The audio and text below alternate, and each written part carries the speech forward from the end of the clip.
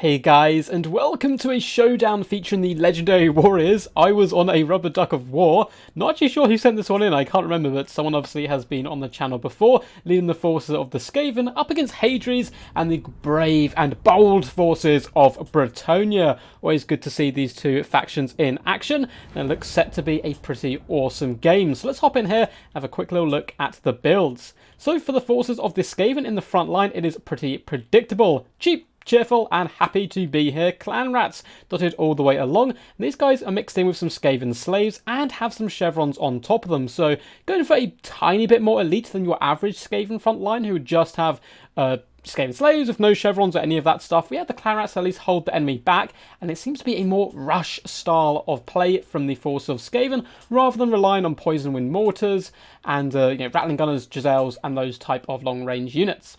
Over on this left-hand flank, we do have double wolf rats, one of which is going to be coming with poison. So the normal ones do come with a little bit better AP, I believe, and a nice armor piercing. But the poison ones will, of course, poison the enemy, slow them down, weaken them, and allow your other units to catch up and destroy them. And all around, the wolf rats are actually some pretty menacing-looking units. Imagine a wolf the size of a rat the size of a wolf is incredibly scary. If it was the other way around, it wouldn't be anywhere near as bad, be a little bit more adorable. Anyway, we have a ton of rat ogres as well in the secondary line. This is going to be the hammer looking to saturate on top of the Skaven slaves and clan rats and really pile drive into the enemy. One of the units is indeed the Pit Fighters of Hell's Deep, the regiment of renowned rat ogres who look very menacing. And my initial assessment of these guys was that they're not going to be too amazing because the Berserk trait is a trait where you want to keep your unit in combat for a long period of time, and rat ogres are rather squishy. However, with some more testing and some more game footage I have seen of these guys, I'm actually quite a big fan of them. They're really good at tearing down larger entities that they need to stay in combat with for an extended duration. We have a couple of units of warp grinders as well in the secondary battle line. They're going to be trying to lock down the enemy cavalry, allow the rat ogres to then swarm on them. And it looks like on the right hand side we have more wolf rats as well as some Skaven slaves. So really fun build.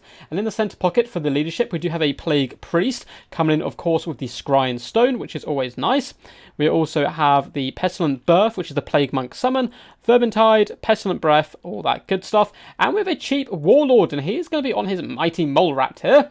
I'm trying to think of the actual name of the beastie, but yeah, looking very powerful and deadly for sure. Verminous Valor, World Edge Armor, which is plus 60 armor, is pretty crazy, and Rally. Now the Warlord is a little bit squishy, and coming in with 60 armor on his Brood Horror mount here. There we go, remembering the name of it now. But it is incredibly fast, 95 speed. He does have anti-large, should be able to bounce around the battlefield relatively quickly to try and counter enemy skirmishers without having too much of an expensive Lord option for the opponent to snipe out here.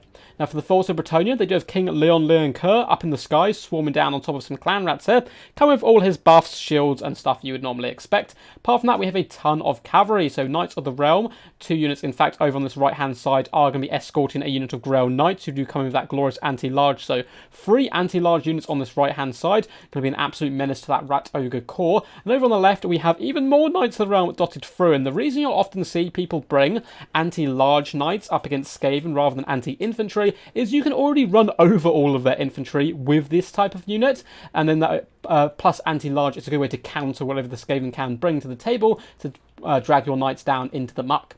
For the rest of the Bretonnian build, we have the ever-loyal peasant mobs dotted along the front line, although they are going to be hanging out alongside the Holy Wardens here, the regiment of renowned battle pilgrims who have studied the ways of the flaming sword from Beric Dondarrion himself. Coming in dual wielding a flaming sword and a hammer is pretty scary stuff, especially for a basic human. In the back line, we have a load of peasant bowmen. It looks like a mixture of pox arrows and fire arrows, and 4 units to be precise is probably enough to drag down the enemy, put some good pressure on the enemy back line as well. We have 1 unit of knights errant in the back line, a little bit cheaper, just here to be in a more protective role. For the leadership core, we do have a Damsel of Beasts down here, coming in with the Manticore Summon, Flock of Doom, and a Power Stone. And that is going to be it for the Bretonnian forces. So without further ado, let's get this battle underway.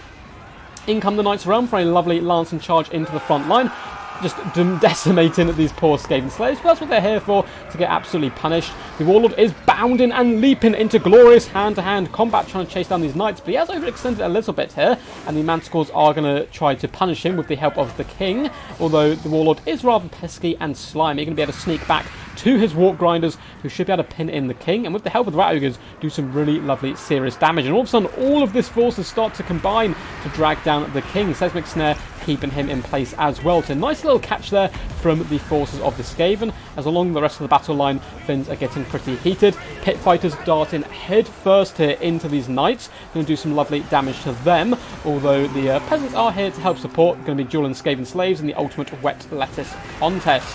So pretty fun stuff so far, but it looks like the king has managed to get away relatively unscathed, and this is the problem with dealing with King Leon Lernker. He is disgustingly tanky, and has that regeneration as well. Enables him to slime away, use his massive pull-out of this engagement, and hammer home the enemy with some Knights of the Realm, who are currently being sacrificed here, but with the help of the Feral Manticore, are doing pretty decent damage as well to the Warlord, although he does pop a Verminous Valor, and that is going to allow him to pull free and escape, and he's certainly going to be hunting down the king every single time he lands.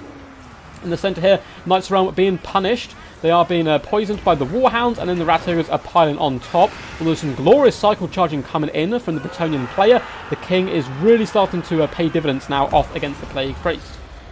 In the back line, we have seen a summon of Clan Rats try to pressure the Peasant Bowmen, but they've simply fallen back and allowed the Knights of the Realm to swoop back here and be their knights in shining armour. They are now starting to unleash hell upon the Rat Ogres and other squishy targets, and if they can really keep the Skaven at bay and at arm's length, it's going to be a really bad day for the forces of the Skaven. But the Warlord is going to be pouncing forward, and with his added speed and his really janky kind of strutting animation there, it's going to be bounding into the Peasant Bowmen, doing some lovely damage to them, but they will be able to crossfire him relatively effectively, and the king is on the prowl, as well as the Knights Errant. Brilliant play by the Bretonnian player, disengaging from the front line to pull back and hunt down the Warlord, who has overextended a little bit here. Although he has popped the World Ed's armour, so a really good kind of counterplay here by the Skaven. Going to make him a little bit more tanky as he tries to use his mass to push through these knights and get to the relative safety of Skaven lines. Looks like the Damsel of Beast is in a bit of a scary situation. Her knights are falling all around her, and she has been pinned in here. Warpquake going down. Rat Ogres really need to pound her down as quickly as possible. And there's a ton of Skaven forces. Looks like they haven't been brought back to the fray yet, but if they can rally to the cause, they can certainly do a pretty decent job here. Mixture of Rat Ogres and Plague Priest are keeping these knights relatively busy here, and they're slowly getting dragged down the mighty Grail Knights. Rat Ogres are also going to be getting some support here by Wolf Rats once again darting in between their legs, poison the enemy, lowering their stats, allowing the Rat Ogres to punch even further above their body weight, and those Grail Knights do bite the dust. But unfortunately, the Plague Priest has had to pop its Scrying Stone to try and stay alive here, but the king is doing some huge damage to him all round. But in comes the Warlord once again, bounding into the fray, and the king is a little bit surrounded and isolated himself here, but he should be able to pull through the Skaven slaves. So Rat Ogres are starting to answer the call with the help of some Warp Grinders to try and isolate the king then. It looks like the Skaven forces have now been brought back to the fray, so a nice second wind from them. One unit of Peasant Bowmen has been shut down by a summoned Clan Rat unit, but they have now bitten the dust, and these units consistently firing throughout the game is going to be a massive problem here for the forces of Skaven, who have done so well in that front line. The king has been hit with a Seismic Snare, but Stand Your Ground is keeping him nice and healthy, and the Warlord is starting to struggle once more as these mighty Titanic beasts go toe to toe. But there is only one winner here when it comes to quality, and of course that is going to be going in the king's favour, as Beaky there does nip at the eyes there of the Brood Horror, forcing it to retreat and run away, and I certainly do not blame the Horror at all. Warlord looking to put pressure on the back line with the help of the Plague Priest and some Clan Rats as well. Peasant Bowmen really starting to get shut down here, and with the rallying forces of the Skaven, perhaps there is a comeback on the cards. Wolf Rats are feasting upon the fleeing and dying peasants here, having an absolute whale of a time, up to 54 kills already, and once again a second big wave of Skaven are ready to come back into the fray. Could certainly isolate that Damsel of Beast, would be a really nice pick. And the king is struggling here. The Warlord Sword of Crone has been popped on him, but he cares not. With a summon of Clan Rats at his side, he is willing to risk it all at the glory of claiming the crown, but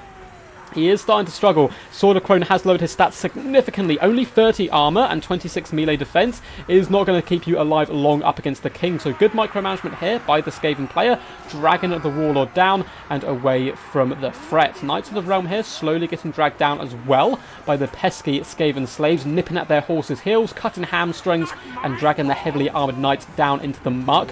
peasant bowmen just about surviving, allowing them to push off these wolf rats as the king does come forward, and his terror could be pretty deadly in the late game. But once again, the warlord does come in trying to go toe to toe. The warp grinders a tiny bit, a tad just too behind him. They could be a little bit closer, pin in the king, allow the warlord to escape and cycle charge here, but it looks like that maneuver was a tiny bit too late, and because that's tinier kind of amount of time there, it did allow the warlord to get forced off here, and he is running for the hills. And with him gone, I think the Skaven forces will struggle to rally, and a lot of these troops need to be brought back. It looks like they have once again been noticed, and that is the kind of quite often problem with Skaven, as you have so many troops rallying back to the cause that you need to remember to micro. Same on the force of the Bretonnian side, who are slowly coming back as well. Damsel Beast being so healthy is really nice, but the biggest thing here is the fact that the king has a good old breather, and he does have regeneration, guys, so the longer the fight goes on, the better the king will feel, and the better chance he has as well of dragging down that pesky warlord who's still currently running for the hills.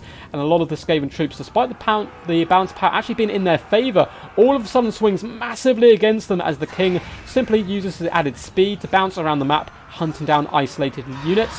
And this is a big problem when most of your force is in rout. You're kind of coming back in drips and drabs, and your opponent can simply take advantage of that, isolate units, and drag them down. Peasants once again fire in, although they took a massive amount of damage, and a lot of them forced off the field, which is good play by the Skaven, as for a long time those peasants were firing unabated, and they just did so much damage all round. The king still quite happily flying through the skies, regenerating health up to over 1,000 health at this point. He'll be looking to isolate these clan rats over on this side and rescue the peasants. All peasants will be pleased to see such a mighty foe charging down to their aid, although I suppose on land he probably kills one or two of the peasants as well. It'd be really funny to see a peasant point of view of Knights of Bretonnia. The Warlord has managed to rally, trying to get his lads back in action. He's screaming and shouting. It looks like it's working with some of them, but as soon as they rally and see that there's a horrific number of knights charging them down, they are going to be fleeing for good this time. Warlord is just vibing at the moment, chilling out, watching his warp grinders get isolated and picked off. The king does land, and yes, warp grinders do have brilliant armor piercing, but they need support. They're not a unit which can fight alone for too long. We're going to fast forward here as well, as I think every time the Skaven do get relatively close to this build, they're simply going to start turning tails and fleeing for their lives. And there we go, a valiant defeat by the forces of Skaven. Massive shout out to these two guys. Awesome game. Well played to I Was On a Rubber Duck of War, where you're now back on the channel once more. I got a feeling it's Zachary who was playing under that name. Got a little feeling in my duck feathers that it may be him. And well played to Hadries as well, a top tier tournament player who always good to have him on the channel, especially with his Bretonnian forces putting in a fantastic show in there.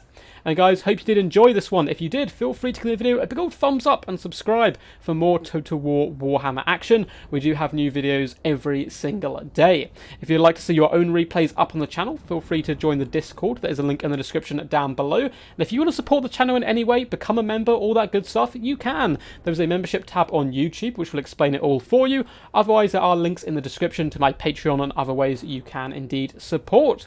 But fantastic stuff. So the king, a mighty foe indeed, getting some fantastic damage dealt, over 11,000, although he was relatively well ushered and countered for large portions on the battlefield. The fact there was nothing to shoot him down when he was in the air and put pressure on him allowed him to pull back, heal up, then come back into the fray once more. Although a couple of times it looked like he may get caught out, he managed to survive the day and put in a really good shift. As well, the Damsel of Beast, her manscore summons were always quite nice, and a decent Flock of Doom towards the kind of key element of that battle, really key section towards the end, helped break and force off a lot of the Skaven forces.